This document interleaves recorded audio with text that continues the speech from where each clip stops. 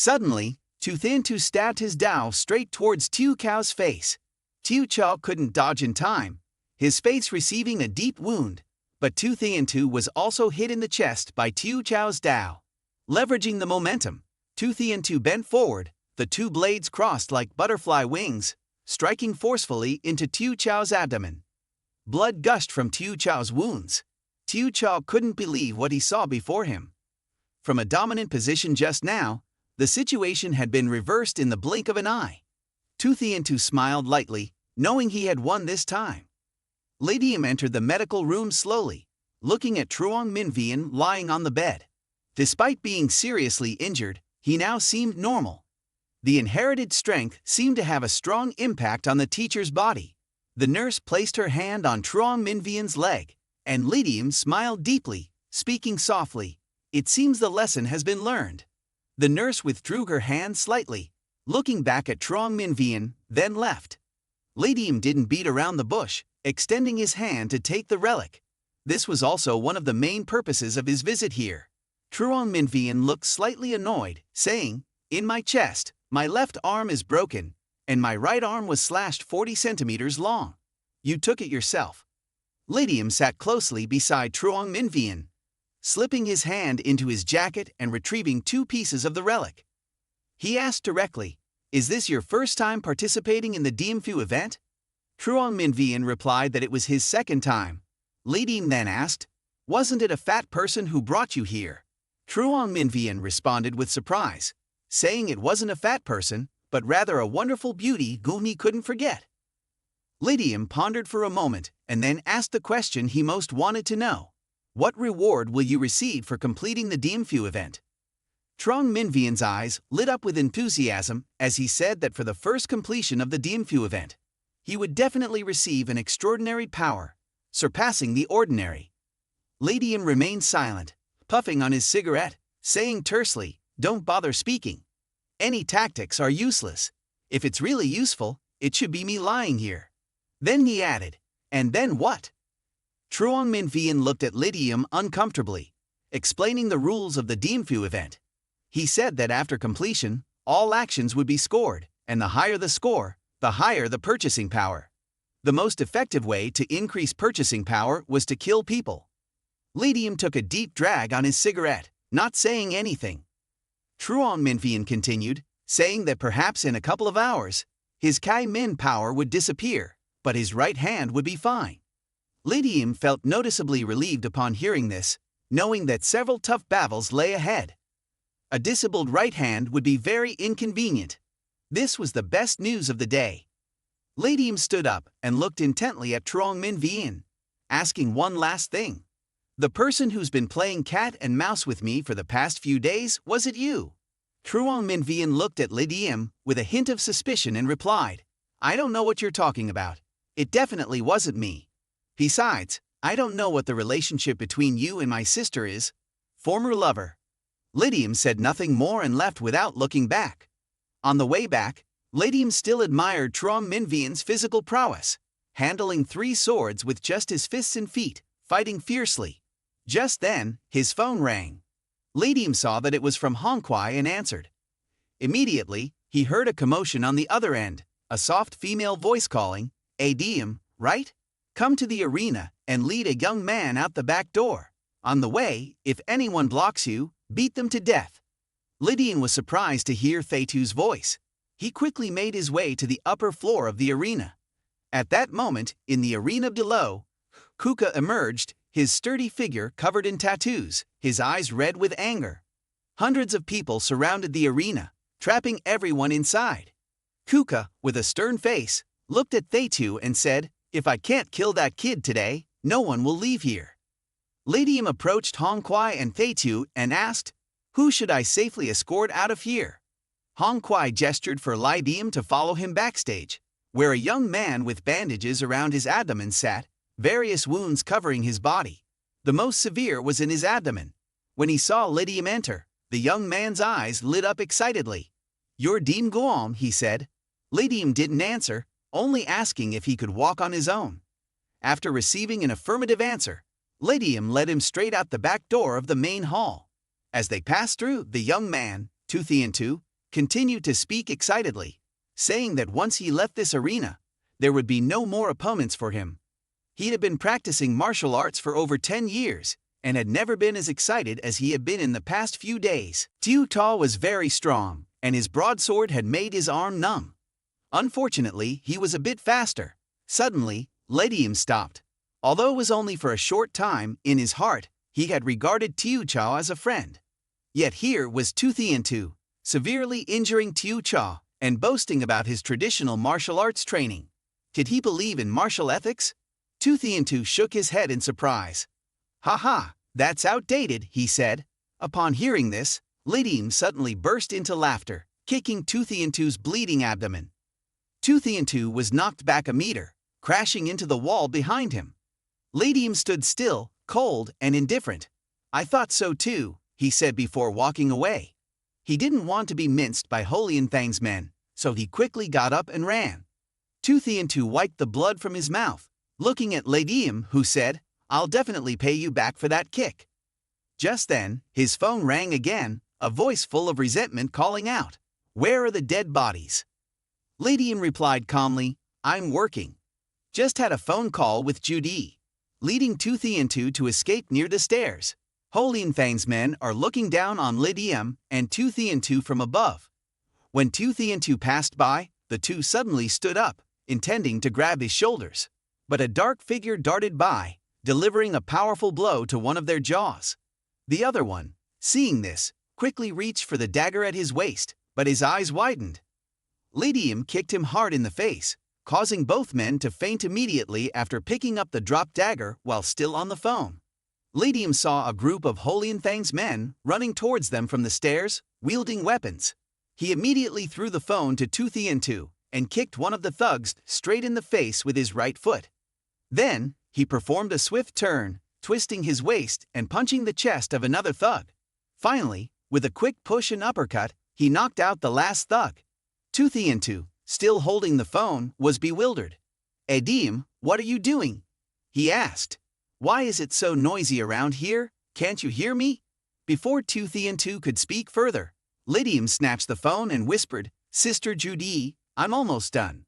I'll call you back later." Then he hung up and quickly urged Diem Than to hurry. At this moment, the back door of Akatsuki building was locked with iron chains, guarded by a group of Holian Thang's men. Seeing Li Jang, the leader said, "Ah, you're here." More than 10 men stood up, weapons gleaming in their hands. Li Jang and Diem Than approached slowly. The leader's eyes shone as he said, "Didn't they tell you to find someone to get the guns? We're in trouble. Hurry up and get them." One of the subordinates replied, "Boss, it takes time to find someone to get the guns. You're too impatient. I haven't had time to get them yet." Seeing the two approaching, the leader hesitated on how to handle the situation. Although the opponent was skilled, he had been injured by Tew Ta and was surely seriously wounded. What's more, they were armed with knives and daggers used for hunting. Meanwhile, Li Jang remained calm, exuding a menacing aura. His eyes emitted a red glare like that of the god of death. The leader nervously looked at Li Jang, sweating profusely. "If you haven't found the guns, you're dismissed," Li Jang said. The leader gave the order, and Li Jang had safely escorted Diem Than out of Longthan, away from danger. Diem Than began to complain, saying that he had been unjustly defeated and refused to admit his mistake. Li Jang sighed inwardly, realizing that life had no principles here. It was about karma and tactics, not rules.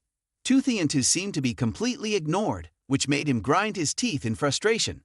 "In 15 days, I'll be healed and ready to fight you," he declared. Li Jang didn't respond, and Diem Than just walked away. 3 days later, Li Jang brought a shopping bag to Akatsuki building. Hong Kwai smiled and joked, "Looking handsome, aren't you? Just came back from a date with Judy." From Hong Kwai, Li Jang learned that the matter with Holian Thang had been resolved. Under the pressure from the Longthan gang behind the scenes, they'd finally backed down. In the training room, Du Thuk, dressed in workout clothes, revealed her seductive figure among the female students. Her determined and serious expression seemed out of place. Li Jang entered and Du Thuk greeted him, jokingly mentioning Diem Than. "No one in Longthan's arena can beat you." That kid was just there for fun. Regardless of the outcome between you two, your position as the arena's boss is secure, she said. Li Jang thanked her jokingly and said, I'm not worthy of being the boss. I'll make some money and retire to the countryside. Du Thuk became annoyed, seeming to see through Li Jang's thoughts. You don't want to work with me, do you? She asked. Li Jang remained silent for a moment before suddenly laughing and saying, How could I refuse to leave fucking a building? Li Jang asked Hong Kwai if he knew which hospital Tu Cha was in. Hong Kwai looked at Li Jang with a deep understanding and smiled, saying that it was rare to see someone caring about emotions like him. Then he told Li Jang the name of the hospital. Li Jang went to the hospital room, where he found Hosen Q. Tu Ka was severely injured because of you, Hosen Q said angrily. Li Jang shrugged and replied calmly, Blame yourself for getting involved. If he hadn't bothered me, both of them wouldn't be in this situation. If he doesn't mind, let them talk alone. From the moment Li Jang entered, Tu Chao's eyes never left him. Hearing this, Hosen Q gave a sign of consent, and Li Jang approached. Hosen Q left the room coldly as Li Jang calmly peeled a fruit on the table. He carefully asked about Tu Chao's injuries, thankful that the emergency treatment had saved his arm. However, he warned Tu Cha that his arm might ache when it rained, and he would need 6 months of rest in bed. Li Jang listened quietly to Tu Chao's weak complaints, but understood that a severed arm was a serious blow to his martial skills. He advised Tu Cha to withdraw. Tu Cha weakly smiled at Li Jang, thanking him for his advice. As Li Jang prepared to leave, Tu Cha suddenly called him back, thanking him for his guidance. As Li Jang left the room, he felt a sense of relief. Meeting with Tu Cha had been like water flowing and flowers drifting. It was all just passing guests on the mountain and river, obstacles on the road of life. In the Vinexuan Martial Arts Center, Tu Than was being taught by his grandfather not to engage in fights anymore. However, he refused to listen. On June 28, year of Bin Dan, he married Xin, with no prohibitions whatsoever. In the noodle shop, Judy couldn't believe that Li Jang would say the words break up again. She stared deeply at Li Jang, trying to suppress her emotions to speak. Li Jang withdrew his words and spoke as if nothing had happened. Judy, with eyes blazing, told Li Jang, I can throw you into the sea for fish to eat tonight. I guarantee that there will be no Diem Goong in Longthan tomorrow. Do you believe that? Li Jang remained silent, lighting a cigarette. He knew that now was not the time to hesitate but to speak directly. Judy's voice, resolute and low, made it clear she was not joking. I've calculated everything meticulously. The money I've bet for you every night, buying underwear, even spending thousands of dollars. And you? Just a bowl of noodles for a few bucks, and now you want to break up. Break up, Li Jang. Li Jang put down the empty bowl and wiped his mouth. Without lingering on Judy's words, he called for another bowl. Judy slammed the table, stood up, her eyes like fire, and said to Li Jang, You think you can break up just like that? Tonight, you can be thrown into the sea for fish to eat. I guarantee it. Li Jang responded calmly, All right, thank you for your kindness then. With that, he hung up the phone, sitting quietly on the bed. Li Jang lit a cigarette and pondered, his eyes fixed on the wall. He muttered to himself, If I had truly kidnapped her at first, it wouldn't have been this complicated. Time in this world is running out. I hope I don't leave too much damage to Judy. Furthermore, A2's matter needs to be resolved too.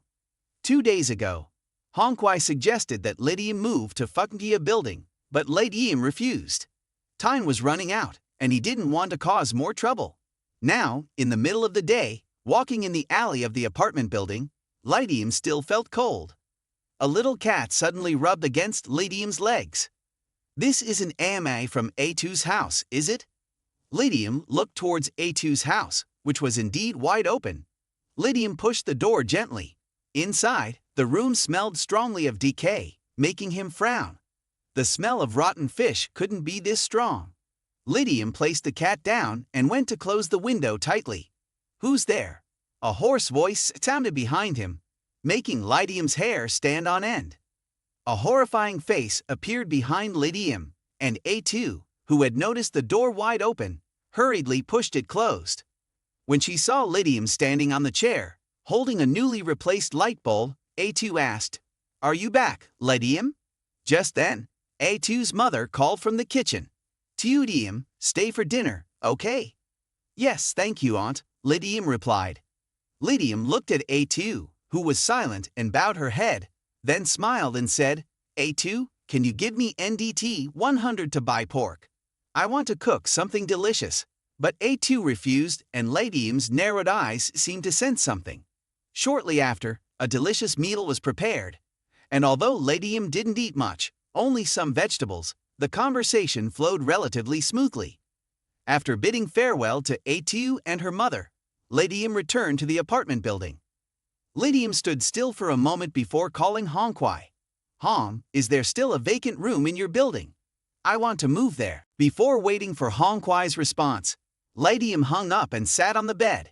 He lit a cigarette and contemplated, his gaze fixed on the wall. The system's notification flashed in his mind, and he pondered. The soul of A2's mother, full of remorse, unable to leave the mortal world. Children cannot bear to leave their earthly realm. It seems that ADM's advice was clear enough. I have to use A2's mother's soul to supplement the soul book. A2 won't blame me. The image of A2 kept appearing, and Lydium, a man willing to kill to survive, felt remorse for the first time. He couldn't bear to shatter A2's dreams, to destroy the warmth of her family. At this moment, Lydium took out the remaining 3 pieces of relics, and felt a flood of information surging into his mind. The ghost of Nu-O, his martial spirit, was created from the soul book, swallowed at calculation time. The points could receive a stronger transmitted inheritance or other rewards. Should I swallow it? The golden paper in Lydium's hand suddenly burst into flames, a pale golden flame in the air. Lydium heard the powerful roar repeatedly echoing through the system's notification. The soul book has swallowed it. The remaining soul of the Nu-O demon. After exchanging information with the notification board, Lydium continued to think.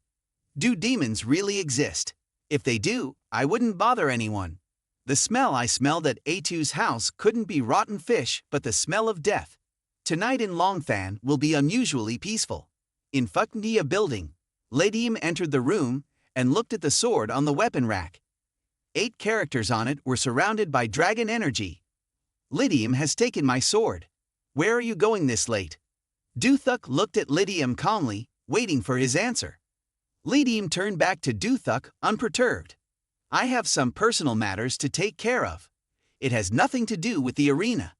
Duthuk approached slowly, pulling a chair down to sit, and said, "If you're not in a hurry, why not talk to me? What's going on between you and Judy?" Seeing Lydium silent, she continued, "Women are fragile, and it's easy to distinguish between light and heavy matters.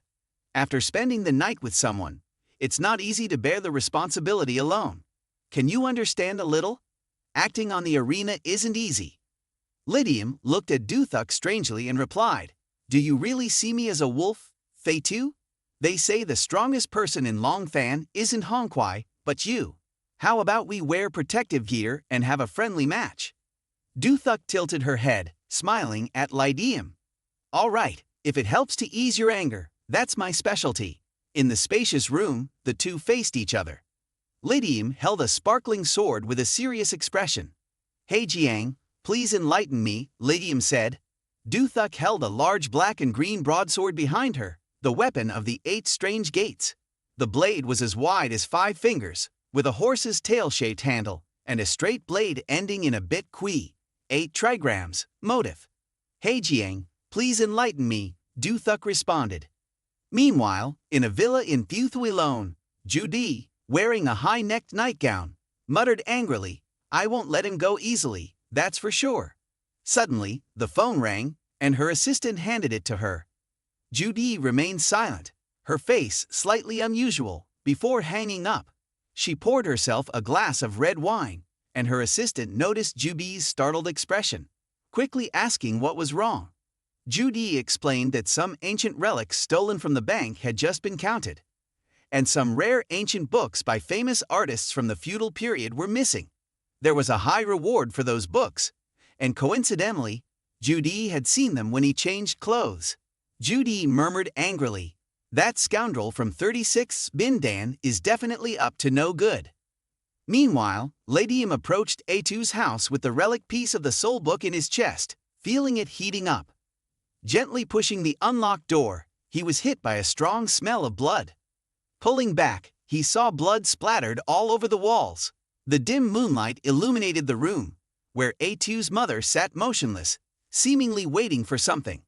The atmosphere was eerie, making Li Diem break into a cold sweat. Li Diem approached the woman, trying to bear the stench. As he finally saw her face, he realized it was decaying, with flies buzzing around large, disgusting black patches of rotten flesh and oozing wounds. The woman's eyelids suddenly opened, revealing rotten, gnashing teeth, and she lunged at Li Diem, grabbing his neck. Li Diem quickly retreated, drawing his sword, and struck the demon's head.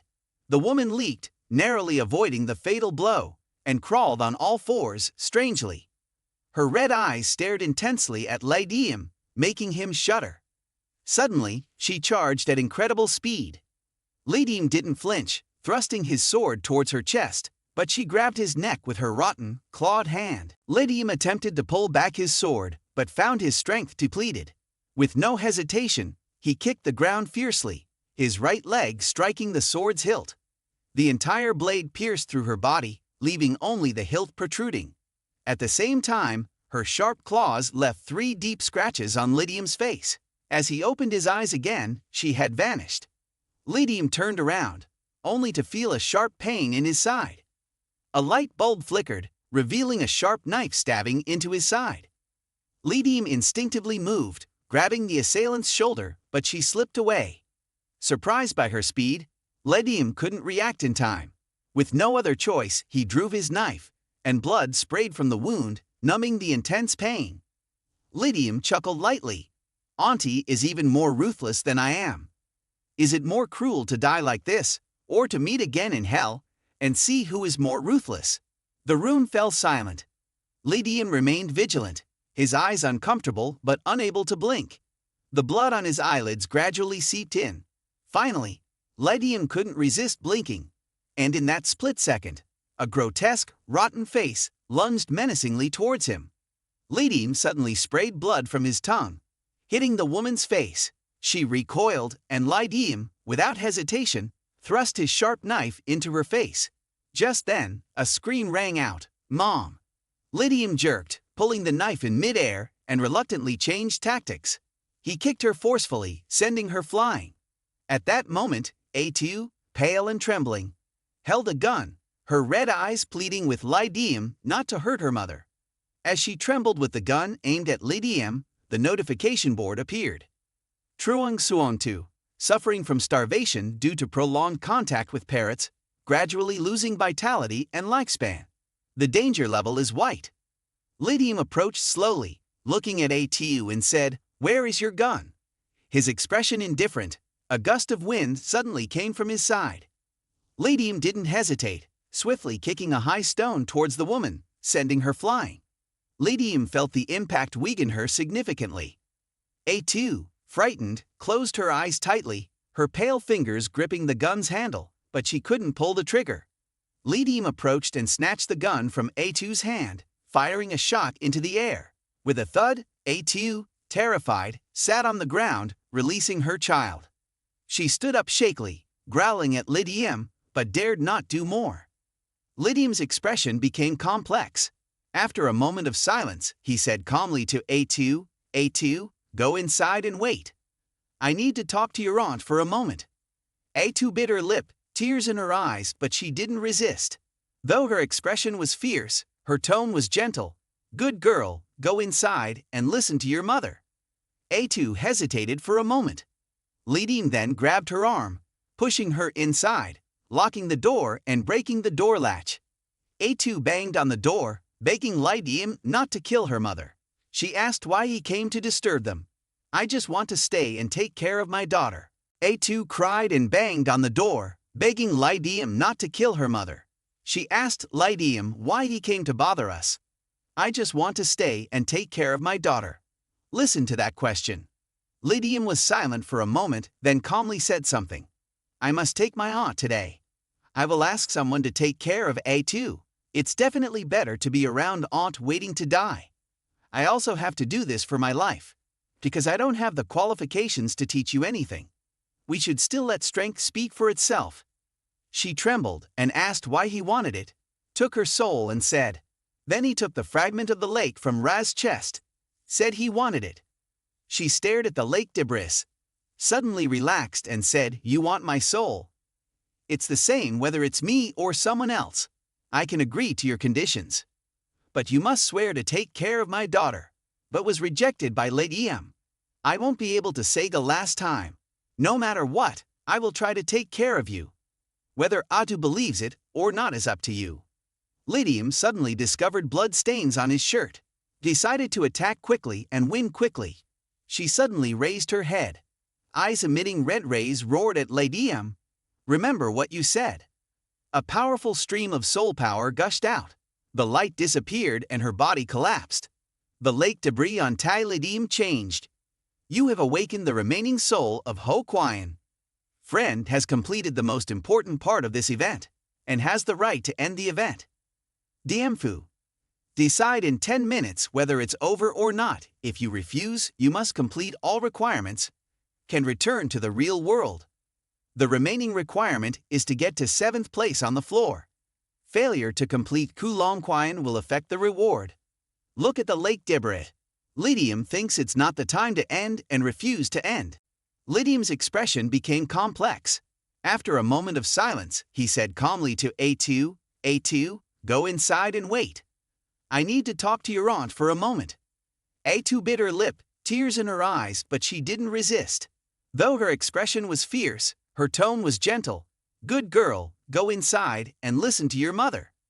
A2 hesitated for a moment. Li Diem then grabbed her arm, pushing her inside, locking the door and breaking the door latch. A2 banged on the door, begging Li Diem not to kill her mother. She asked why he came to disturb them. "I just want to stay and take care of my daughter. That's all. Listen to me, dear. You should go inside," Li Diem said. A2 hesitated for a moment. Li Diem then firmly pushed her inside, locking the door and breaking the latch. A2 cried and begged, but Li Diem remained calm. He understood her helplessness and gently placed his hand on her head, saying, "Go with me." At a karaoke bar in Longthan, the notification system rang out. The opponent had completed the key part of the event and had the right to end it. If the opponent chose to end it, it would be considered a failure, and they would immediately return to the opponent. In a red light, a young man threw a glass forcefully to the ground, his voice full of determination. Finally, the figure of Diem Phu appeared, even captivating Judy. After taking A2's mother away, Li Diem took off his coat and covered the body, then opened the door and found A2 curled up in the corner of the room, her eyes empty. The room was full of corpses. Li Diem reached out to help A2 stand up, but she bit his hand hard. Blood flowed, but Li Diem remained calm. He gently placed his hand on her head and said, "Come with me." In an apartment in Phagnia Tower, Li Diem leaned against the door smoking. A2's hair was wet, wearing loose clothes. Seeing this, Li Diem said, "You only have a few days left here. I will find a way to take you out of this city so you don't have to see me again." A2's voice sounded hoarse and angry. Li Diem chuckled, then left the room, thinking, "I only have a few more days here. I need to arrange for A2 quickly." Outside the door, Li Diem picked up his phone, looking at Judy's name on the screen. He hesitated on how to start the conversation, but eventually called Judy. "How have you been these past few days? Have you used my brain tonic and nerve tonic?" he asked. The response was an angry voice. "I poured that tonic into the toilet. I'm about to flush out your strange papers too. I'll go home and get it." Judy asked if she could come back. She had never valued this name before, but Judy was firm in front of A2. A2 adjusted his coat, revealing a gun on his hip as a reminder. "I just want to warn you not to play tricks," he said. Meanwhile, Li Diem continued to search for Judy, analyzing the situation. This person had been testing her for several days, always appearing in places with many gangs. Surely he was a gangster, and he had guessed A2's identity and his relationship with Judy. Intentionally allowing Judy to find out within a month was a tough opponent to deal with. As Li Jang drove to Judy's mansion, she received a call from an unfamiliar voice. 20 minutes from now. New Thing Apartments on Batland Street. Today, I'm clearing the way for you. Just as she received news that Judy had been kidnapped, Li Jang followed the directions to Batland Street. Batland Street was famous for being a red light district in Hong Kong, with convenient traffic and a bustling population. Everywhere were hotels, bars, and nightclubs, making the nightlife vibrant and endless. Li Jang held a dagger wrapped in cloth, observing her surroundings cautiously. Suddenly, her chest felt hot, and the system also notified her of a discovered piece of ancient fiction. Please pay attention to the rented apartment. At that moment, AVU casually lit a cigarette, having arranged things for many days for today's event. Judy's hands were tied, her face pale. She still didn't know AVU's purpose for existing. She could only try to negotiate. If you need money, we can negotiate. In a crowded place like this, kidnapping me won't benefit you. I'll cooperate with you to leave here, but please call my people to take her to the hospital, Judy said, then looked at Les' blood-soaked white shirt. Li occasionally coughed up blood, seemingly seriously injured. AVU glanced at Leg with a mocking smile. Don't worry, this fiery one suits my taste. I won't let her die so easily. As for leading here, don't joke. This is my turf. Who stays, who goes, who lives, who dies, I decide everything now. In AVU's mind, the warning sounded, attention, you have 10 hours left to return. You have not completed Objectives 2 and 3, where Objective 2 is the completion of the key part and will grant you the right to return. AVU's second requirement is to eliminate all opponents in this event. Now, only one objective remains. You are very clear about your purpose. Just defeat Li Jang, and you can complete Objectives 2 and 3 and successfully end the event. Not an orphan, huh? How do you know Li Jang if you've never been to the mainland? Judy questioned. AVU's train of thought was interrupted, and he smiled lightly at Judy. If you knew in advance and investigated me, why didn't I learn about your lover? He said, then looked sharply at Li Jang entering the building, his face dark with thought. This is his fourth Diem Phu event. Although he has experienced 3 Diem Phu events, AVU's professional skills are not in combat but in reconnaissance, giving him the advantage. Therefore, he discovered Li Jang's identity earlier, but in combat, his ability to fight directly is almost negligible, with a biological harmony of 63%. His rare martial arts abilities, combined with his bet-fexa capability, greatly increase the probability of winning. Although the 3Xa only operate within a range of 200 meters, exceeding that distance will result in serious backlash, but in a cramped space like this, it's enough. Meanwhile, Li Jang frowned as she entered the building, thinking about how cunning he was. In such a narrow space, using a sword would be difficult. All of Judy's bodyguards had guns. If he had special weapons abilities, why bother threatening Judy? If his abilities were extraordinary, why wait until now to act? If she had no work, the event would have ended long ago. He relied on negative thinking that she would come when she heard the news, so if she didn't show up, his plan would be wasted. At that moment, a cold thought emerged in Li Jang's mind. Burn this place down, forcing him to appear, even if it harmed innocent people. They were strangers to her. Even Judy, whom she had only known for 20-something days, wasn't necessarily safe. Without poison, one cannot be a hero. Furthermore, she wasn't sure if Judy had encountered any danger yet. This tempting thought was quickly dismissed by Li Jang. In front of the strong, there are no difficulties. In front of the weak, there are only obstacles. AVU threw his cigarette down and extinguished it with his foot. At that moment, Li Jang suddenly noticed through the mirror a silver-haired man holding the gun, hidden behind her. Danger! Li Jang quickly rolled to the ground as a gunshot rang out. Sparks flew on the floor. AVU, behind the wall, clenched his teeth. Li Jang's vigilance made him feel uneasy. Just as he peeked out, a bullet hit the wall, making him startle.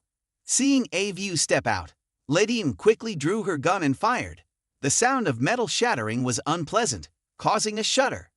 A black snake wrapped around the man, its black body 3 meters long. The man's large arm was hit, and snake scales fell. Li Diem's serious face sweated coldly on her forehead. According to feedback from the system, the man named Li Jang Vu currently possesses the ability of 3 snakes. Additionally, the system indicates that his skills also include Chi of 3 snakes and a golden energy pill whose effects are unknown. The sight of 3 snakes exhaling gas sends shivers down one's spine. At this moment, the system's voice resonates, announcing that the prey has been detected. The prey and the initiator of the system are in conflict and cannot be reconciled. The only resolution is for one party to leave the game or for the prey to die. If the prey is killed, the hunter will receive the opponent's entire shopping rights in this event and 30% of the reward. There is a certain probability of devouring the opponent's abilities completely. If the hunter kills the victim, they will not be rewarded, but they can devour the victim's abilities. They can also receive the title of the hunter through special items. After learning about the 3 snakes and the hunter, Li Diem made a plan since bullets were ineffective. She took out her gun, removed the bullets and said, "It may not hurt the snake, but it can hurt you." Glancing at Le's wound once again, she knew it wasn't the time for sentimentality. Her eyes turned red as she whispered, "Be careful, then jump out of the window. Running away is useless. That monster snake can't be killed. It's crazy in this world now." At that moment, Judy heard noises downstairs and whispered, "Could it be Li Diem?" Li continuously gnawed through the ropes on Judy's hands until finally breaking them. Judy disregarded her and jumped out the window. Meanwhile, the battle between Li Diem and Li Jang Vu became intense. The 3 snakes tightly coiled around, their black scales glistening like flowing water. Li Diem assumed a fighting stance, keeping an eye on Li Jang Vu. Behind him, water flowed, his back smashed, but he seemed oblivious to the freezing water pouring down his back. The snake suddenly lunged forward, its sharp white fangs aimed straight at him. Li Diem swung his left leg horizontally to dodge the attack and simultaneously kicked the snake's body hard, diverting its attack. However, the force of the kick surprised Li Diem as it was incredibly tough. He immediately changed the kick into a jump, landing on top of the snake's head. Li Jang Vu, fearing Li Diem's use of an old trick, without thinking, ordered the snakes to retreat and protect him. Seeing Li Diem's cold gaze at the snakes, he quickly analyzed. The snake's teeth seemed to contain a potent venom. Contact would result in losing a piece of flesh. While its straight rush speed was fast, its change of direction was poor, and the farther from the owner, the slower its speed. The snake's eyes were snake eyes, not snake teeth. Understanding the critical point, Li Diem actively moved forward. Li Jang Vu, caught off guard and unable to order the snakes to attack, still let them defend him. They continuously pursued Li Diem. Li Diem maximized his speed, avoiding the snakes while closing in on Li Jang Vu, making him dizzy. Unable to see Li Diem's figure, Li Jang Vu then felt a strong wind behind him. He lost sight of Li Diem, but the snakes were still there. One of them lunged forward to bite him. At this critical moment, Li Diem smashed its head. Not stepping back, Li Diem's evil energy increased. His arm slightly raised, his whole body shook with effort in his abdomen. Thinking, "This arm is just like you." The snake rushed to bite Li Diem's right hand, but before its jaws closed, Li Diem slid his hand to the right, minimizing contact with the fangs. Blood spurted, but Li Diem seemed indifferent, turning his left foot to the ground, kicking hard. The right foot raised high and kicked Li Jang Vu's head, hitting his temple, causing Li Jang Vu to fly far away. The snake, as if struck by lightning, softened and fell down with Li Jang Vu. Li Diem panted heavily, sweat pouring from his forehead. The fight had been extremely dangerous just now. Now, his heart was still pounding wildly. At this moment, the system's notification reminded that the opponent had activated the Golden Scarp's curse. When injured to the point of near death, the injury could be maintained at a non-fatal level while gradually recovering up to 30 levels of injury. Initially, the wound could not recover, leading to disability. At this moment, behind Li Jang Vu, a man with white-gray hair appeared, exuding a noble demeanor. The light flickered as Li Jang Vu, already struck with a fatal blow, stood up and rushed out. Li Diem gritted his teeth, intending to get up and pursue, but then looked down at his right hand. His index and middle fingers were severely injured, bleeding profusely. He tore his shirt to bandage his hand, lips curling into a sudden laughter. His laughter echoed throughout the apartment, making Li Jang Vu, turning back with fear, shouted madness, "This man is insane! Where is your master?" Les stared at him intensely, a chilling smile on her face. "Your mother, where is she?" Li Jang Vu, enraged, kicked Les' wound fiercely, grabbing the gun from the floor, then dragging the wounded Le towards the door. Suddenly, a voice rang out, "Why hurry to leave? Not staying to play with me anymore?" Li Jang Vu startled. It was the voice he least wanted to hear right now. He immediately aimed the gun at Li Diem, who also didn't hesitate, pointing his gun directly back at his opponent. Li Jang Vu suddenly seemed to understand something and asked loudly, "Aren't you afraid of the old lady?" Before Li Jang Vu could react, Li Diem's fist was right in front of him. A powerful punch sent Li Jang Vu flying, sensing the breath of death. Li Jang Vu was determined not to think anymore. Past this ordeal, then it's time to calculate. The system announced his proactive destruction of the snake ability. He would fall into a limited participation period in the Diem Phu events. His expertise would be reduced by 10%. Proactively destroying his own ability, a significant trade-off for a fatal blow. The snake roared angrily, its body shattered, and Li Jang Vu turned back to attack Li Diem. A black beam shot straight into Li Diem's heart. The system announced, "You have killed the prey. You have gained all the purchasing rights and 30% of the opponent's event rewards. Due to not possessing any inheritance, you regretfully cannot acquire the snake." At Victoria Harbor in Hong Kong, a ship resembling a palace floated on the sea. Li Diem was enjoying his golden noodles, having finished his fourth bowl, belching with satisfaction. Judy smiled, looking at the man in front of her, and softly asked what she wanted to know. Li Diem quickly interrupted, knowing Judy wanted to ask something, jokingly saying, "Do you think we should order another bowl of noodles?" Judy playfully tapped him and said to the server, "Give him 10 more bowls of golden noodles." Judy looked at Li Diem with a smile. "Today, I've rented the entire ship. We have plenty of time." The server bowed and retreated, leaving only the sound of the ship's horn echoing over the sea. Quietly, she asked why he broke up with her. Judy looked at Li Diem, suddenly serious. Li Diem shrugged. Why not ask the miraculous sea snail? Judy suppressed her annoyance and asked if it was because of Feitu. Li Diem sprayed beer out unexpectedly. He didn't expect Judy to think so strangely. He said, "A sharp sword needs a suitable scabbard to rest in peace, not a sharper sword." "So why?" Judy asked urgently, "Is it because of Feitu?" Li Diem shook his head. "You know, I love you, Judy." Li Diem didn't respond to her question, but instead asked about the chef who made the noodles. Then he took a sip of noodle broth and finally told Judy that he was leaving Hong Kong soon. "Where I'm going doesn't matter. What matters is that I have to leave.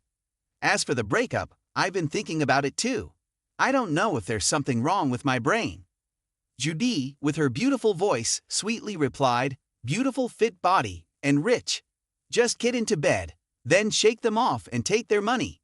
You can't find anyone like me, huh?" Li Diem then explained to Judy, "This girl is really nice. I shouldn't hurt her." He lit a cigarette with his remaining 3 fingers and looked at Judy intently. "Honestly, I thought you were just playing around at first." Judy gently stroked her hair, making her perfect face even more radiant. "Who would play around with me?" After saying that, she took Li Diem out onto the deck of the ship to admire the Victoria night view. Then, she leaned into his arms, and they kissed passionately for a long time, reigniting the extinguished flame in their hearts. The next morning, the Fuckinghia A2 building asked Li Diem where he had been yesterday. Li Diem chuckled and told A2 that he had finished the procedures and would introduce someone to her, a distant relative he had found, who agreed to be her guardian. Both legally and emotionally, this person was more suitable for her than he was. A2, knowing her family were refugees, questioned the existence of relatives in Hong Kong, clearly aware that Li Diem was lying. Li Diem patted her head. reassuring her that what her mother said before leaving was definitely true. "I hope you live well," he said, looking at A2. Li Jang knew he could only do so much. After a hurried knock on the door, Judy, with red eyes and a startled face, entered, falsely claiming she didn't expect to see Li Jang in Hong Kong during that time, but assured him that she would take good care of the girl left behind. Then, she bent down in front of A2, her eyes still red with tears, and said, "Your name is A2, right? You can call me Judy." A2 looked at Judy intently, hesitated, then called her Judy, and hugged her tightly. Watching the two crying, Li Jang couldn't help but marvel at how skilled women were at acting. Judy deserves an Oscar, he thought. In Judy's luxurious villa, Li Jang and Judy had just finished a night together. Judy looked at Li Jang's injured right hand and asked if he couldn't defeat Vincent even with his injured hand. Li Jang smiled at Judy. "Do you hope I win?" "Of course," Judy replied. Li Jang confidently took a cigarette from Judy's hand and said, "Then I will definitely win." He's at the VIP room in the fucking building. They're replaying the video of Tu Thien Tu and Tiu Cha. Tiu Cha is wielding the great Tao of eternal devotion, gracefully cutting like flowing water. Tu Thien Tu has no resistance. Even I couldn't find an opportunity to retaliate among those 21 strikes that left Tu Thien Tu covered in blood. Seeing Li Jang's serious expression, Judy asked, "Is Tu Thien Tu using the Batrandao, Deep Van's authentic inheritance? Are you confident? Still using a sword?" Li Jang thought carefully before replying with his injured right hand. "Though the Hon Kim sword is powerful, it consumes a lot of energy. I want to change to a different weapon, Yan Yuang Vit's twin swords of the 8 secret orders. These are rare dual blades comprising a large and a small blade with dual crescents, symmetrically placed around a slightly defective middle blade, shaped like the number 10. This is a rare type of double sword compared to the lotus sword." Beside them, Feitu, who had been silent, suddenly spoke, using a tone of arrogance. "Oh, still planning to use a sword?" Seeing Feitu's attitude, Li Jang thought to himself that he had been very caring since the beginning. "Maybe we should cooperate a little. Thank you for the time we've spent together." Then Li Jang gave a relaxed smile. Feitu, with a sudden movement, tossed his cigarette toward Li Jang, took 2 steps forward, and delivered a powerful kick to Li Jang's face. Li Jang could have blocked or dodged the blow, but he let it land. It was a blow to his stomach, followed by a left-handed punch to Li Jang's back. Li Jang pushed Hong Kwai back with a parry and said, "I've given you 2 moves already. Let's keep fighting." Hong Kwai laughed eagerly, and the two engaged in combat. At that moment, the door of the room was pushed open by Feitu, who shouted to stop the fight. "Enough for now. Let Diem finish this match first, and then we'll talk." Then, Feitu looked at Li Jang and whispered, "Go with the flow. On July 7th, 7th Bindan, everything will be settled." At this point, Li Jang's right hand was severely injured. His proficiency in ancient martial arts was at 82%, and he glanced at the supplement pills. Finally, he finished drinking and walked out the door. Judy was already waiting outside. "Are you leaving after this match?" she asked.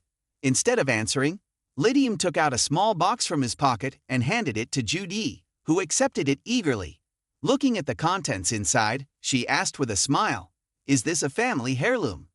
Li Jang chuckled. "Except for the one I bought yesterday at the pavilion. Using this to smoke, your fingers won't turn yellow.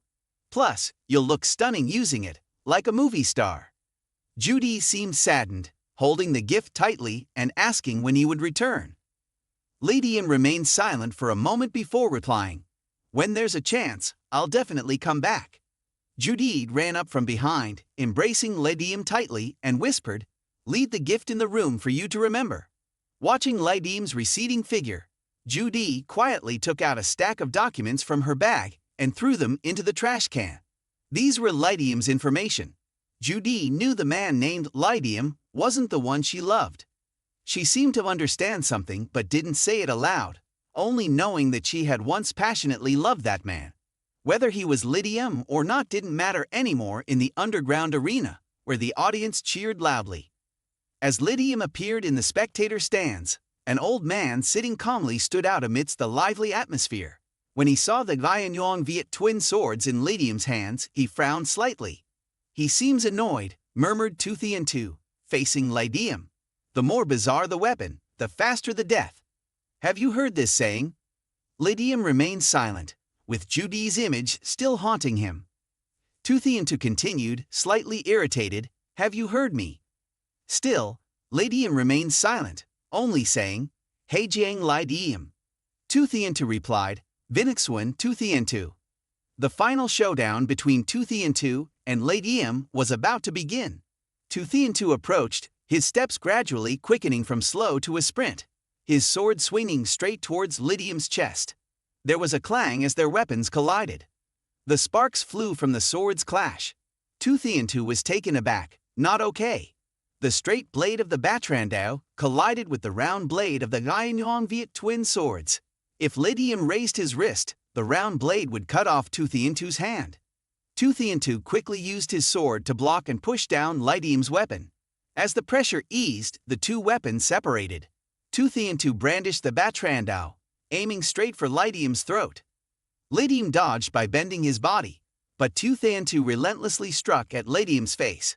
Li Diem used the Li Jang Vu twin swords to block, pressing his thumb hard on the large blade, causing it to spin between his four fingers. Tu Thien Tu's pupil contracted as the outer blade spun straight into his palm, causing blood to spurt, but he paid no attention to the wound on his hand, his face even more excited. Regrettably, Li Diem's Li Jang Vu twin swords only had one arm, not a matching pair. Hearing this, Li Diem responded, "If it were two arms, the blood flow would be from your neck, not your palm." Tu Thien Tu insidiously said, "I'm not so sure about that." Then Tu Thien Tu bowed and advanced, using the Batrandao to attack Li Diem's weapon. The left hand turned the blade to stab towards Li Diem's neck. Li Diem startled, thinking that by turning the blade, he was already dead here. This kid had managed to overpower one of his arms. Tu Thien Tu laughed coldly, rushing straight at Li Diem, striking directly at his chest where he couldn't dodge in time. Li Diem relied on the force to turn his body. Li Diem had to sacrifice his left arm to him, and the blade flashed, cutting into Li Diem's left arm. Tu Thien Tu sneered, wondering, "You're injured even with a weapon in your left hand. What will you use to defeat me?" Tu Thien Tu pressed against Li Diem, who stepped back, using his thumb and index finger of his right hand to bend and stab straight into Tu Thien Tu's eyes. The old man in the stands stood up trembling, shouting, "Thien Tu! Thien Tu!" At this moment, Tu Thien Tu had escaped too late. Blood gushed from his eyes, screaming in agony. Tu Thien Tu quickly used two swords to cover his eyes, not pursuing, jumping back. Tu Thien Tu said, "This move is called Kim Te Mack Mei. Choose the lesser of two evils when you can't avoid both." A moment later, Tu Thien Tu gritted his teeth, enduring the terrible pain, opening his eyes to glare at Li Diem, both voices equally bitter. "It's cruel. The Kwai Kwai leader is both agile and ruthless." Li Diem didn't say anything, nor did he advise him to leave the arena, just shouted once again. Tu Thien Tu roared, wielding the Batrandao, lunging towards Li Diem. One blade struck at Li Diem's heart, another chopped down towards his right hand. The force was so strong that his injured left arm found it difficult to withstand, and another blow stabbed up. Li Diem quickly used one hand to bring up the Li Jang Vu sword to block Tu Thien Tu's right hand. Tu Thien Tu's blade rotated from left to right, with both blades of the Batrandao pressing against the two sides of the Li Jang Vu sword.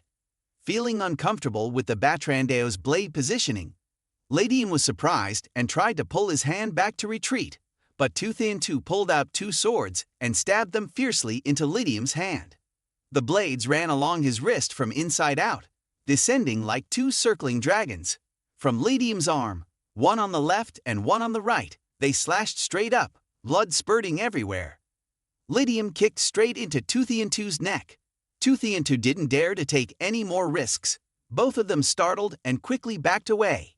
From the wrist to the neck, the two long wounds were almost 80 centimeters long, almost cutting off the throat. Tu Thien Tu smirked, his beautiful face contrasting with his bloodshot eyes, looking very eerie. 8 terminations, double the pressure, he said with a grin. Taking a breath, Li Jang looked at Tu Thien Tu, still fervently fighting. The dark cloud in his heart gradually dissipated, smiling at the venomous Batrandao. Both of them understood each other's intentions, shouting loudly, and the clash of swords echoed again.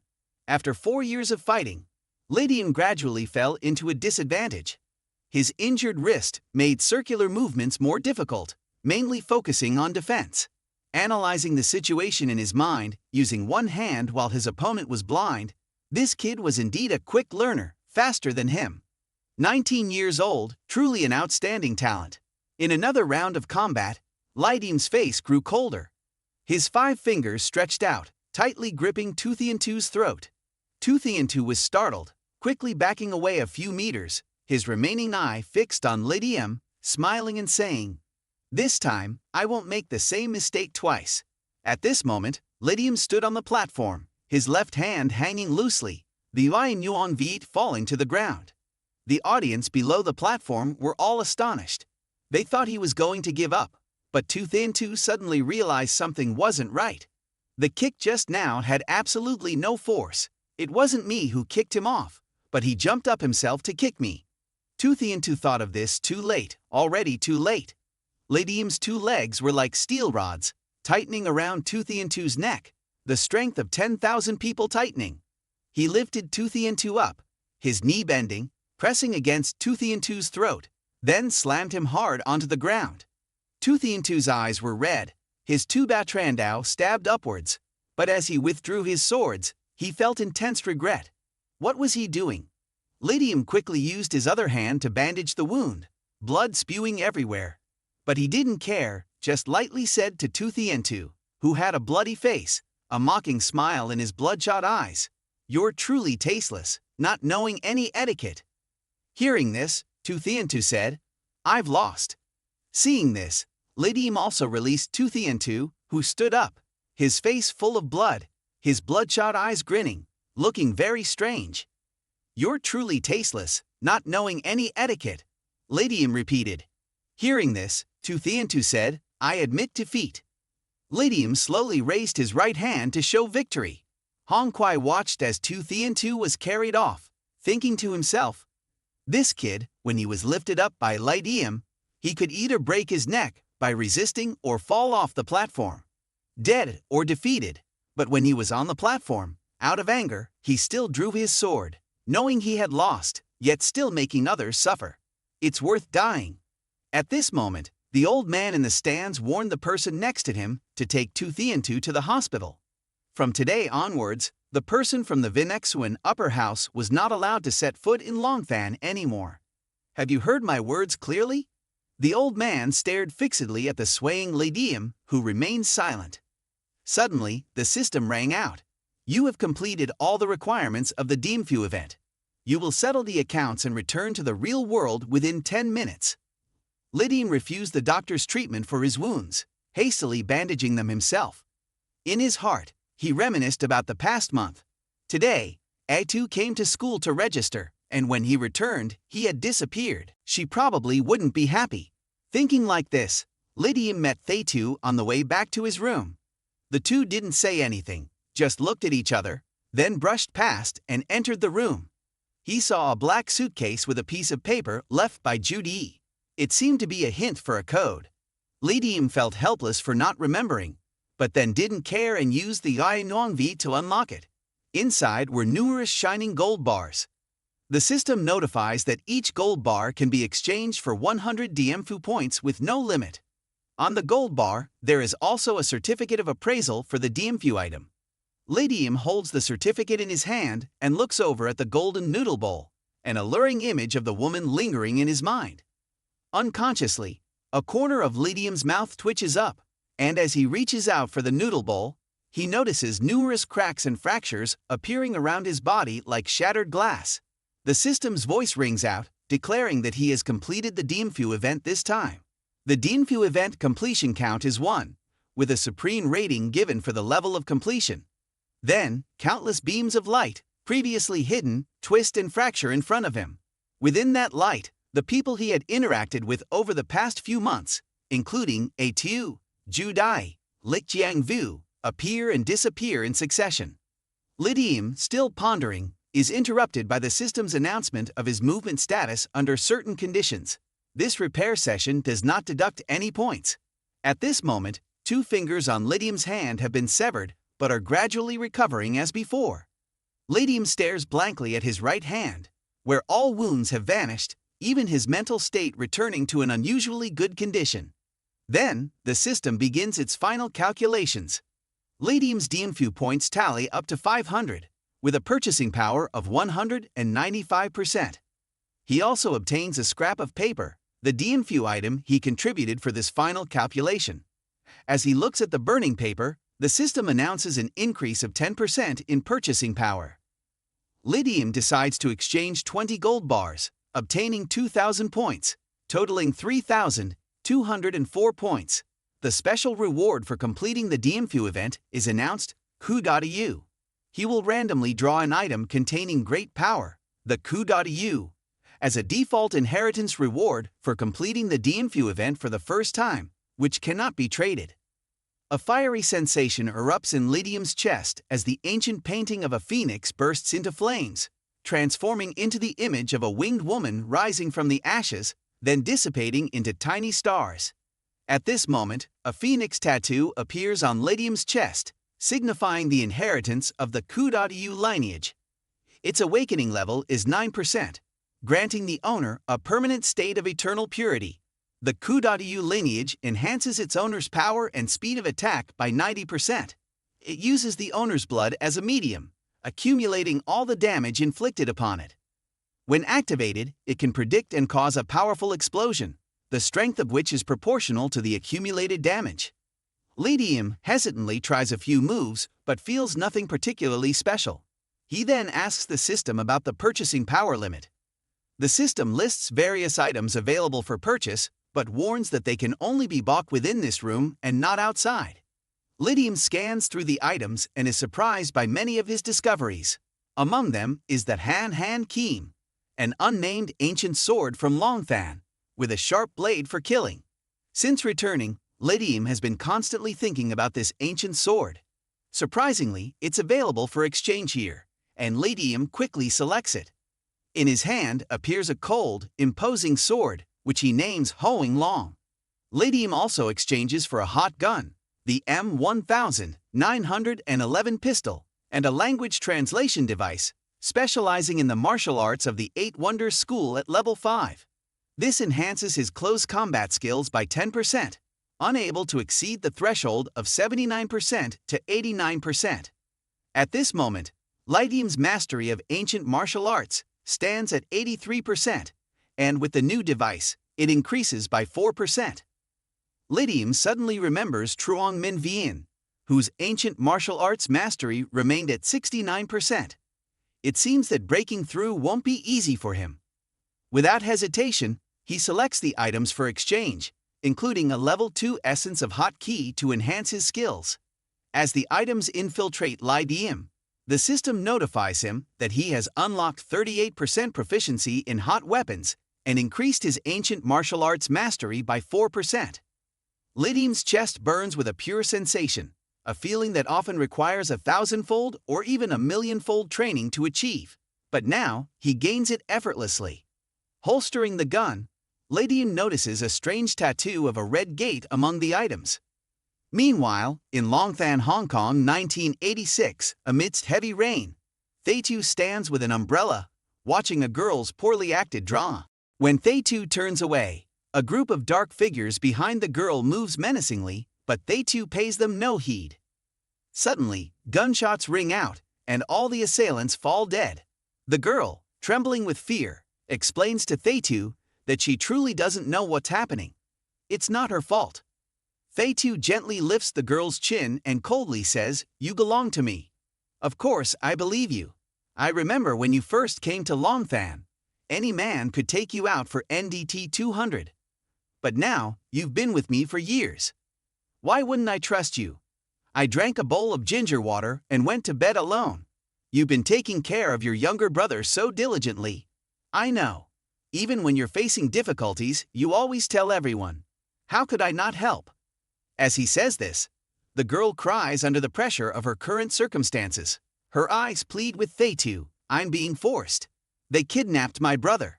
Thaitu coldly stares at the girl. "So you admit it, huh?" Before she can react, a small knife in Thaitu's hand flickers, and the girl falls into a pool of blood. Thaitu coldly instructs Han to take her away a bit, while the rest of them head back first. Han Kwai carries the girl's body, and the others leave, leaving only Thaitu behind. Meanwhile, Li Jang notices an interesting hidden red gate tattoo. There are two images: a young green dragon wrapped around the shoulder called Than Long Bantai, with a 5% immunity to grenades and a 5% increased wound healing speed, priced at 20 points. The black dragon wrapped around the chest, named Song Long Fin Jiang, offers a 10% immunity to grenades, a 10% increased wound healing speed, and a mild suppressive effect on normal evil creatures, priced at 50 points. Suddenly, Li Jang's attention is drawn to the strange winged beast tattoo. It requires 1,100 points, and with a purchasing power requirement of over 180% from Diem Phu, it offers a 30% immunity to grenades, a 20% increased wound healing speed, and an additional effect of the Bakt Kwai Thoi Lu Hong Mon state. Only one effect from the tattoo can be active at a time, so Li Jang selects it without hesitation. A golden light penetrates Li Jang's body as he calmly receives information from the tattoo. He smiles and murmurs to himself, "So your name is Chaos, huh?" Li Jang suddenly remembers the impressive gold scarf charm from this event. He then glances at the intriguing description and decides to purchase it. However, immediately after hearing the system's foolish sound, he crushes the box and a faint light floats up. A piece of blood-stained black magic that enhances immunity to dark magic. Li Jang finds this confusing but decides to put the item in his pocket and pass through the virtual door. A long staircase appears before him, and as he walks, a blinding light erupts, and he finds himself lying on a sofa. Everything seems like a dream. The tea on the table still warm, Leuten's business card lying silently there. Suddenly, Li Jang bursts into loud laughter, a liberating laugh that grows stronger and louder with each passing moment. This is the intense feeling of being alive for tomorrow. At Huangjiang Airport, as soon as Li Jang gets off the plane, he runs straight to the Longfan Monument. Anyone who has experienced this will surely be drawn into its mystery. Arriving at the deserted place, it's as if everything that happened yesterday just occurred. Images flash before Li Jang's eyes, pulling him back to reality. This place is now Longfan Park. He wanders aimlessly, feeling even heavier with the mystery surrounding Diem Phu. Disappointed, he spends the whole day in Longfan Park, until suddenly, he tightly grips the water bottle and throws it forcefully into the trash can to relieve his emotions. Suddenly, a voice speaks up, "Why so hot-tempered?" It turns out to be the one who brought Li Jang into the Diem world, Mack. "It's all fake, huh?" Li Jang asks quietly. Mack replies, "You think so too. Humans can't time travel, but it's not entirely fake. Have you heard of the grandfather paradox? There are no two identical leaves in the world, but there are many similar ones. If everything were a dream, how could you be cured?" Li Jang stares at Mack and says softly, "The parallel world," to which Mack responds, "It's correct yet not entirely. The parallel world is indeed true, but the differences between them may be much greater than you think." He finds a place to sit down and continues speaking to Li Jang. The context of the Diem Phu world has a myriad of connections with our world, but it's entirely different. Originally, Diem Phu was South Diem Phu, the birthplace of the mythical Engin tree that gave rise to the world. Legend has it that each fruit on the tree represents an entirely new world. And beings like us are just insects flying back and forth, feeding on the fruit's nectar, essentially wanderers. At this point, Mack's expression changes and he tells Li Jang, "I have an urgent matter to attend to. If you have any more questions, ask quickly. We won't have the chance to meet again." Li Jang asks directly, "Can you explain more about how to enhance inherited strength and skills in Diem Phu?" Mack calmly responds, "In Diem Phu, except for a few special individuals, inheritance is divided into 10 types: celestial, terrestrial, human, divine, demonic, mythical, and others. Inheritance varies in height, but they are all equal in their own way. For example, Chutuk belongs to the demon race, but Chutuk is taller than Mack. However, now Chutuk can't match Mack. So you don't need to worry about the hierarchy of inheritance. When inheritance reaches a higher level, the physical strength of wanderers and their lifespan will increase. Each inheritance enhances in its own direction. Typically, the Mingthu beast has high healing and resilience abilities. The three snakes of Luan are slow to improve themselves, but have the ability to suppress creatures that obey them. Your bird-like dinosaur is related to wind, so its speed increases rapidly. Li Diem then asks, "How can I increase my level of enlightenment?" Mack responds, "That's by usurpation. But ultimately, you can only become the heir of one inheritance when you first step into Diem Phu.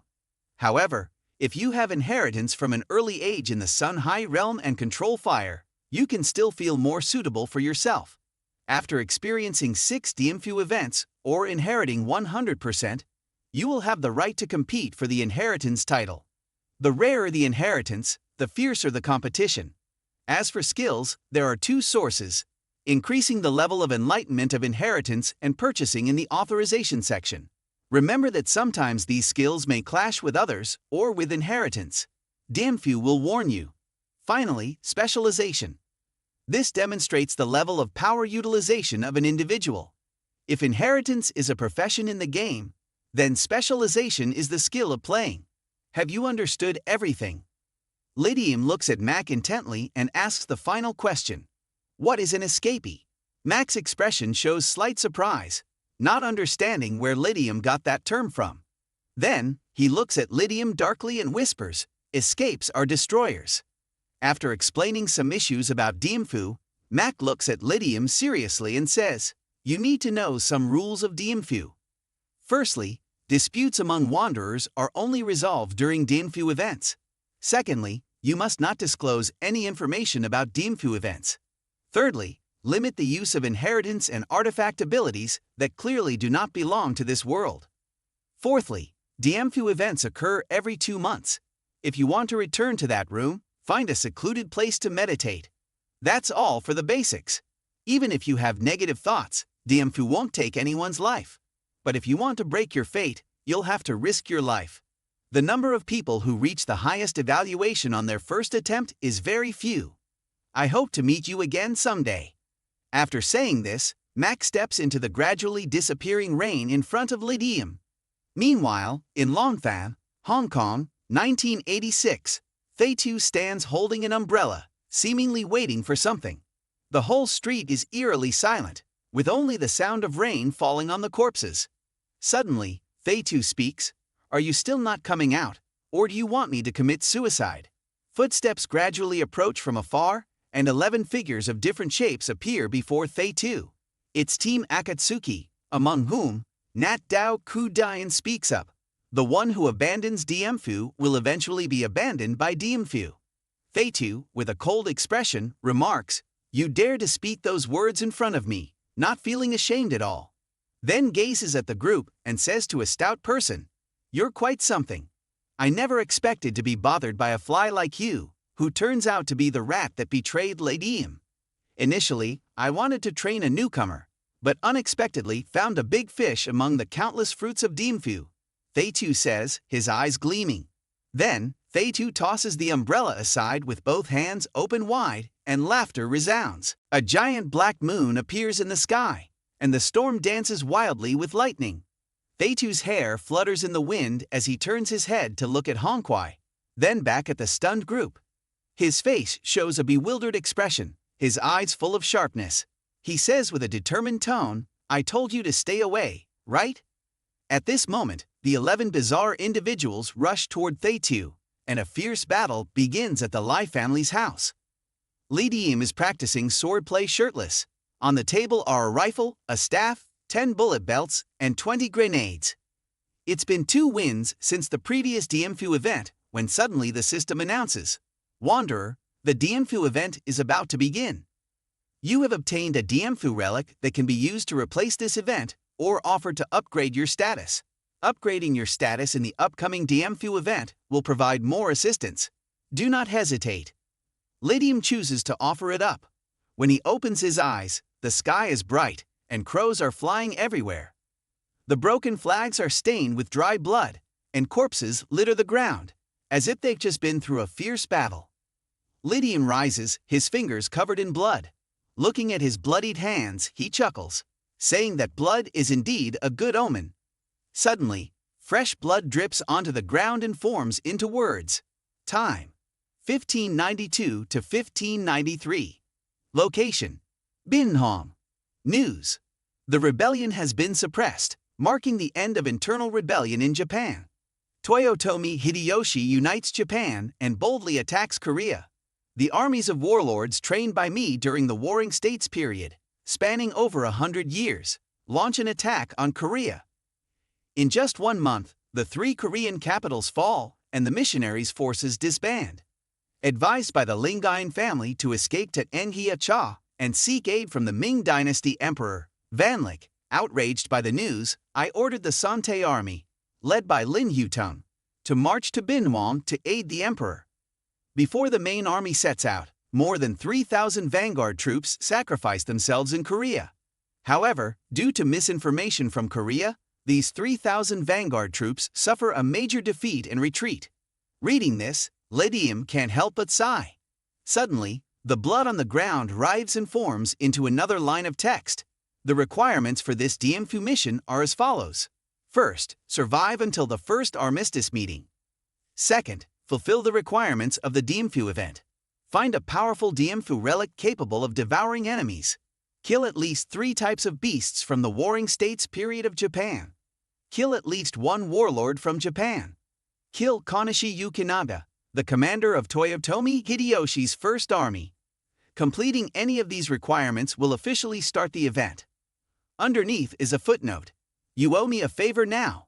Pay it back. Li Diem reads the footnote and recalls the dark light piercing Li Jang Vu's forehead before his death, murmuring to himself, "Ah, seizing the head of the general commanding the heavenly troops. This isn't a gaming manual. I must be playing make-believe. Fighting in the arena seems like child's play compared to battling on the battlefield. This mission is on a completely different level. Only in times of chaos can true heroes emerge. I want to meet the heroes of this era." It's clear that Li Diem is now fired up for the mission.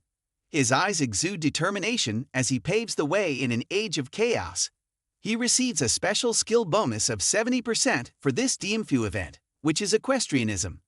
After the event ends, he will forget this specialization, but he can permanently receive it by spending 700 Diem Phu points to upgrade his status. Currently, he has the Tonki gift from Mack, which requires a 2-hour update. Patience is required. After the announcement, a system message appears on his left, saying that his exchanged weapons have been delivered. They must be carried and cannot be buried, hidden, or given to others. The ammunition and remaining parts will disappear if they are discarded or moved more than 200 meters away. Li Diem looks in amazement at the short-range weapons, realizing that he must rely on himself to succeed. Reflecting on the mission requirements, he observes his surroundings, thinking that there might be other surviving soldiers besides himself. Suddenly, there's a crunching sound behind him. He turns to see a fierce beast digging its snout into a pile of corpses, seemingly enjoying its meal. Li Diem activates his information panel, revealing details about the demonic beast, Miu Hu, which can control dead bodies and possesses venomous blood. The beast notices Li Diem and begins to approach with its rotten, red-eyed gaze fixed on him. Without a word, Li Diem squeezes 3 bullets and shoots, but the beast deflects them, sending them flying out of its body. In a blink of an eye, the blood on the ground forms into words again. You must kill the demonic beast, Miu Hu, to accelerate the Diem Phu event. See that Li Diem put away his gun and pulled out his sword to block Miu Hu's attack. Swords and claws collided violently, causing splashes. Blinding sparks. Miu Hu took advantage of the opportunity to bite Li Diem's neck. Li Diem leaned back to avoid the attack, then swung his sword and slashed Miu Hu's stomach. Blood splashed. Li Diem took the opportunity to kick Miu Hu away. Seeing that the situation was dangerous, Miu Hu backed away quickly. Seeing this ferocious beast wanted to run away. Li Diem jumped up, swinging his sword. He cut it into two pieces in a stream of black blood, splashing the head. Niu suddenly turned around and rushed towards Li Diem. I saw its stinky teeth getting closer and closer. Li Diem activates the spell to cut the head in half. System notification again, he killed the strange beast. Niu increases the speed of Diem Phu events. Li Diem, nursing his wounded neck, realizes that his previous attempt failed miserably. Just as Li Diem is frustrated, a bloodied hand suddenly grabs his leg. Li Diem recoiled, intending to pull away, when he heard a weak cry for help. Carefully, he pulled the person out from under the rifle. Activating the information panel, he learned the man's name was Diem Than, who was suffering from a high fever and injuries. After confirming his identity, Li Diem immediately used a yellow cloth charm. Under its effect, Diem Than's wounds on his abdomen healed visibly quickly. Diem Than, now recovered, stood up and asked, "May I know the name of the person who saved me?" Li Diem replied, "I am Li Diem." Upon hearing this, Diem Than quickly bowed and clasped his hands in gratitude. "Brother Li Diem, I am Diem Than, a lowly officer. I'm grateful for your assistance." Li Diem, maintaining his composure, instructed Diem Than to look around for any other survivors. However, Diem Than seemed disheartened. Li Diem calmly said, "During the Ming Dynasty, when we failed momentarily, the court would send reinforcements. Brother, preserve your life today, and seek vengeance another day. Your loyalty will be repaid." Diem Than nodded, acknowledging Li Diem's words, and pledged to follow his lead. Li Diem then turned to search for other survivors, recognizing the urgency of the situation. Though the yellow cloth charm could only be used 20 times during this event, he knew he must use it when necessary. Amidst the chaos of Diem Than and the complex circumstances, his personal strength seemed insignificant. His title of Tong Ki would only attract more idle followers or powerful but disobedient warriors. He needed to assess his own capabilities. The two searched the area for survivors. Li Diem could only help those with severe injuries to free them. In the chaos, his good intentions only put himself in danger. Suddenly, a desperate cry for help echoed. "I am Bacco, from the Phua Vo Don. Please save me." Li Diem followed the sound and found a middle-aged man, covered in blood, trapped under half of a large weapon, unable to move. Li Diem kneeled down and greeted, "Bacco, wandering warrior." The man's voice was urgent, "Hurry, save me." Li Diem swiftly lifted the weapon off the man. Using his strength, he hurled the heavy weapon away. Bacco's legs were already pinned, making him unable to move. Li Diem quickly asked, "What's the plan, sir? How should we organize our comrades?" But Bacco did not respond, instead ordering Li Diem to put down the weapon. Without hesitation, Li Diem pushed Bacco's legs aside, causing him to cry out in pain. But in an instant, Bacco stopped breathing. Witnessing this, Diem Than said nothing, but only watched.